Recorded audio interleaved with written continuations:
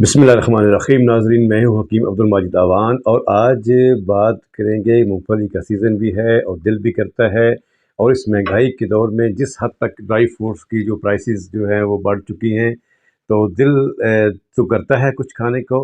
लेकिन मूंगफली ऐसी एक चीज़ है कि जो हर आदमी की जो है वो उस रीच में है, हर आदमी की पहुंच में है। लेकिन इसके नुकसानात भी होते हैं, तो इसके नुकसान से कैसे बचा जा सकता है, इस वीडियो में हम बात करेंगे। तो जिनमें नाज़रीन ने अभी तक चैनल को सब्सक्राइब नहीं किया, चैनल को सब्सक्राइब कर दें, बेल आइकन का बटन लाजमी प्रेस करें ताकि मेरी हर अपलोड वीडियो मुख्तलिफ मौज़ूआत पर आप तक पहुँच सके।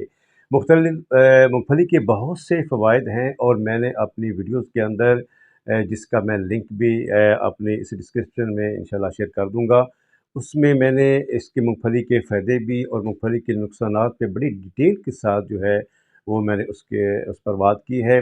लेकिन आज मैं बताऊँगा कि उसका जो फ़ौरी रिएक्शन होता है, गले के ऊपर खाँसी हो जाती है या ज़ुकाम हो जाता है, तो उससे कैसे बचा जा सकता है। तो वो तिब में एक चीज़ होती है कि हम हर एक चीज़ का एक मुसले, यानी कि उस चीज़ के जो साइड इफ़ेक्ट हैं, उसको ख़त्म करने के लिए साथ एक चीज़ जो ऐड होती है, वो उसे हम तिब की इस्तिलाह में जो है वो मुसले कहते हैं।